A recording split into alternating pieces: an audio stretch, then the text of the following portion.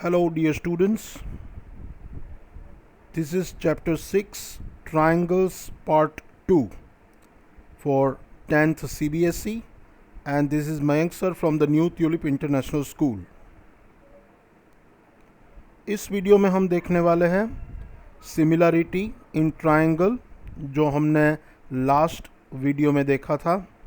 फिर some basic concept 9th standard के revision के दौर पे सिर्फ, कि जो हमको थियोरम ऑफ प्रोपोर्शनलिटी प्रूव करने में काम आने वाले हैं। And then the important part of this video, that is theorem of proportionality. अभी सबसे पहले सिमिलरिटी इन ट्रायंगल, जिसके बारे में हमने लास्ट वीडियो में भी एक इंट्रोडक्शन लिया था, that any two triangles are similar if their corresponding angles are equal. ये उसकी पहली शर्त, कि उसके कॉरस्पॉन्डिंग एंगल्स इक्वल होने चाहिए। और उसकी दूसरी शर्त क्या है, तो कि their corresponding sides are there in same ratio, मतलब कि प्रोपोर्शन में होनी चाहिए। जैसे कि हम एक एग्जांपल लें, यहाँ पे दो ट्रायंगल आपको दिए गए हैं, A B C and D E F triangle. तो correspondence A B C D E F के लिए तो देखो कॉरस्पॉन्डिंग एंगल कौन कौन से होंगे। तो angle A is congruent to angle D, because पहली शर्त है कि कॉरस्पॉन्डिंग एंगल्स आर इक्वल, मतलब angle A is congruent to angle D, then angle B is congruent to angle E, and angle C is congruent to angle F. And दूसरी शर्त कि उसकी sides, जो कॉरस्पॉन्डिंग साइड्स है, वो same ratio में होनी चाहिए। मतलब A B upon D E का जो रेशियो होगा, वो सेम रेशियो आपको B C upon E F का मिलेगा, और वही सेम रेशियो आपको A C upon D F का मिलेगा। तो ए बी सी और डी ई एफ को आप सिमिलर ट्रायंगल्स बोल सकते हो। अभी सम बेसिक कॉन्सेप्ट जो आपने 9th स्टैंडर्ड में एक्चुअली सीख लिए हैं, बट ये कॉन्सेप्ट को अभी मैं इसीलिए ले रहा हूँ क्योंकि ये कॉन्सेप्ट हमारे एक बहुत ही इम्पोर्टेंट थियोरम को प्रूव करने में हमको हेल्प में आने वाले हैं। तो उसमें से सबसे पहला कॉन्सेप्ट है कि two triangles on same base and between two parallel lines have same area. मतलब कि यहाँ पे दो ट्रायंगल अगर मैं लूँ, उसका बेस सेम हो और वो सेम पैरेलल लाइंस के बीच में आए हुए हो। जैसे कि अभी मैंने ये जो ट्रायंगल बनाया है ऑरेंज वाला वो, और फिर ये ब्लू वाला बनाया है वो, तो उसका दोनों का देखो बेस सेम है और दोनों की हाइट भी ऑलरेडी सेम है। That means they will have same area. तो ये एक पहला कॉन्सेप्ट, ये याद रखना, हमको आगे काम आएगा। और दूसरा कॉन्सेप्ट है कि भाई area of a triangle is equal to 1/2 base into height. ये तो एक्चुअली आप 7th स्टैंडर्ड से सीख रहे हो, that area of a triangle is equal to 1/2 base into height. तो यहाँ पे देखो मैंने एक ट्रायंगल लिया हुआ है ए बी सी, और ये ट्रायंगल है वो ऑब्ट्यूज एंगल ट्रायंगल है। ऑब्ट्यूज एंगल ट्रायंगल में अगर मैं बेस बी सी लेता हूँ, तो याद रहे उसका जो अल्टीट्यूड हाइट होगी वो ट्रायंगल के बाहर इस तरह से कुछ बनेगी। तो A M is the height of triangle and B C is the base. तो ट्रायंगल ए बी सी का एरिया मैं इस तरह लिख सकता हूँ, that 1/2 B C into A M, base into height. तो याद रहे ये कॉन्सेप्ट भी हमको काम में आने वाला है। तो आइए अभी देखते हैं थियोरम 6.1, जिसको थियोरम ऑफ प्रोपोर्शनलिटी भी कहते हैं एंड थेल्स थियोरम भी कहते हैं। एक्चुअली थेल्स, जिसका इंट्रोडक्शन आपको 9th स्टैंडर्ड में मिल गया, यूक्लिड के गुरु, तो वो जो थेल्स है उसने ये थियोरम का इंट्रोडक्शन दिया था, और इस थियोरम को थेल्स थियोरम कहते हैं। तो थियोरम 6.1 क्या है, उसका statement, if a line is drawn parallel to one side of a triangle to intersect the other two sides in distinct point, then the other two sides are divided in the same ratio. मतलब कोई भी एक triangle में उसकी कोई एक side से parallel आप लाइन बनाओ, जैसे कि मैंने यहाँ पे ट्राइंगल ABC लिया और उसकी कोई एक साइड से पैरेलल एक लाइन आप पास करो, जैसे कि मैं BC से पैरेलल एक लाइन पास करता हूँ, तो ये लाइन है वो BC से मैंने पैरेलल ली है जो दो पॉइंट पे इंटरसेक्ट कर रही है, D और E वो दोनों पॉइंट है। तो इस थ्योरम के मुताबिक AD upon DB is equal to AE upon EC, मतलब कि जो बाकी की दो साइड है वो सेम रेशियो में डिवाइड होगी। मतलब AD अपॉन DB का जो रेशियो होगा वो सेम रेशियो आपको AE अपॉन EC का मिलेगा। So this is proportionality theorem. अभी उसको प्रूव कैसे करें, तो आइए अभी वो सीखते हैं कि how to prove this theorem.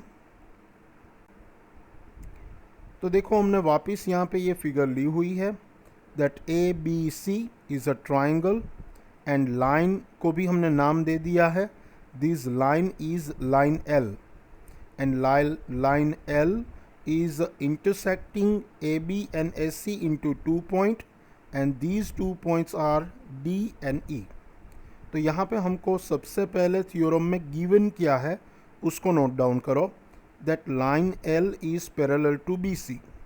चलो ये हमारे लिए नोन है एंड हमको टू प्रूव, मतलब कि हमको प्रूव क्या करना है that AD upon DB is equal to AE upon EC, ये हमको प्रूव करना है।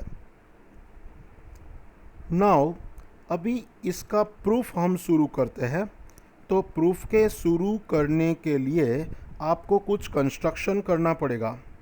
तो लेट अस जॉइन BE, हमने BE को जॉइन कर दिया, CD हमने CD को जॉइन कर दिया, फिर DM परपेंडिकुलर टू AC बनाओ, मतलब कि AC से एक परपेंडिकुलर साइड हमने DM बना ली, एक टाइप का altitude, and EN perpendicular to AB बनाओ, तो हमने ये बना लिया। तो ये थ्योरम के प्रूफ की शुरुआत में आपको इतना कंस्ट्रक्शन करना है। अभी स्टेप्स बराबर याद रखना, इसको हम किस तरह प्रूव करते जाएंगे। द वेरी फर्स्ट हम ट्राइंगल ADE का एरिया लेंगे। तो देखो ऊपर ADE का एरिया हमको निकालना है, तो 1/2 बेस इंटू हाइट से हम निकालेंगे। लेकिन इस बार अगर हम बेस AD ले, AD बराबर आप डायग्राम में देखते जाओ, तो अगर हम बेस AD ले तो उसके रिलेटेड हाइट होगी EN, मतलब फॉर्मूला बनेगा 1/2 AD इंटू EN, उसको हम रिज़ल्ट नंबर 1 दे देते हैं। फिर जो नीचे का ट्राइंगल है BDE ट्राइंगल, तो बराबर फिगर में देखिए BDE ट्राइंगल, तो ये BDE का एरिया हमको निकलना हो तो BDE जिसमें हम BD को बेस लेंगे तो 1/2 BD इंटू उसकी हाइट तो EN ही रहेगी, जैसा हमने प्रीवियस स्लाइड में देखा बेसिक कॉन्सेप्ट के टाइम पे। तो उसकी हाइट EN और बेस BD, मतलब उसका फॉर्मूला बनेगा 1/2 BD इंटू EN। तो चलो इसको हम दे देते हैं रिज़ल्ट नंबर 2। अब हम क्या करेंगे, स्टेप बराबर याद रखना that we will divide result number 1 by result number 2। तो हमको ऐसा एक सिंपल रेशियो मिलेगा that area of ADE upon area of BDE is equal to, आप दोनों के एरिया के फॉर्मूला लगा के अगर EN कैंसिल आउट करोगे, 1/2 कैंसिल आउट करोगे, तो आपको मिलेगा AD अपॉन BD, मतलब area of ADE upon area of BDE is equal to AD upon BD। इसको हम हमारा इम्पोर्टेंट रिज़ल्ट नंबर 3 कह दें। ये रिज़ल्ट हम संभाल के रखेंगे क्योंकि आगे काम आएगा। तो ये है रिजल्ट नंबर 3। फिर देखो हमने रिजल्ट नंबर 3 लिख दिया है। फिर हम ऐसी ही चीज़ राइट हैंड साइड वाली साइड्स के लिए करेंगे। वापस हम ADE का ही एरिया लेंगे, बट इस बार हम बेस लेंगे AE को। तो अगर हम बेस AE को लें तो परपेंडिकुलर DM बन जाएगा। मतलब यहाँ पे हमारा ADE का एरिया हो जाएगा 1/2 AE इंटू DM। तो उसको हम रिज़ल्ट नंबर 4 कह दें। फिर हम उसी तरह उसके नीचे का ट्रायंगल CED का एरिया निकालें, जिसमें CE बेस ले और DM परपेंडिकुलर ले। तो 1/2 CE इंटू DM। फिर आगे जैसे हमने किया वैसे ही रिज़ल्ट नंबर 4 एंड 5 को हम रेशियो में लेंगे। मतलब कि रिज़ल्ट नंबर 4 को हम रिज़ल्ट नंबर 5 से डिवाइड करेंगे। तो यहाँ पे भी आपको मिलेगा area of ADE upon area of CED। अब दोनों का फॉर्मूला लगाओगे तो DM कैंसिल आउट हो जाएगा एंड 1/2 कैंसिल आउट हो जाएगा। तो आपको मिलेगा AE अपॉन EC या तो CE, जो भी बोलो। तो AE upon CE, that is result number 6। अब ये रिज़ल्ट भी हमारे लिए काम का है, तो हम उस रिज़ल्ट को भी यहाँ पे बाजू में लिख लेंगे। अभी हमारे पास 2 रेशियो मिला है, ADE एंड BDE का ratio and ADE and CED का रेशियो। अब हम यहाँ पे हमारा वो वाला बेसिक कॉन्सेप्ट यूज़ करेंगे कि जिसमें 2 triangle same base and between 2 parallels आए हुए हैं। तो देखिए ट्रायंगल BDE बराबर फिगर में देखिए triangle BDE and triangle CED, वो दोनों का कॉमन बेस है DE और वो दोनों पैरेलल लाइंस के बीच में आए हुए हैं। Because L is parallel to BC हमको पहले से ही दिया हुआ है। मतलब ये दोनों triangle BDE and CED are on the same base and between 2 parallels. मतलब दोनों का एरिया सेम होगा। मतलब area of BDE is equal to area of CED। अभी आप रिज़ल्ट नंबर 3 और रिज़ल्ट नंबर 6 में देखिए, उसका डिनोमिनेटर BDE एंड CED है। न्यूमरेटर तो ऑलरेडी दोनों का सेम है। अभी डिनोमिनेटर के दोनों ट्राइंगल को भी हमने सेम प्रूव कर दिया। That means result number 3 is result equal to result number 6। दोनों रिज़ल्ट सेम हो गए, मतलब दोनों रेशियो भी सेम हो गए। तो AD अपॉन DB का ratio is equal to AE upon EC का रेशियो। Hence proved. तो इस तरह हमारा ये थ्योरम ऑफ प्रोपोर्शनैलिटी प्रूव होता है। और ये थ्योरम बारी बारी CBSE बोर्ड एग्ज़ाम में पूछा गया है, वो भी 4 मार्क्स में।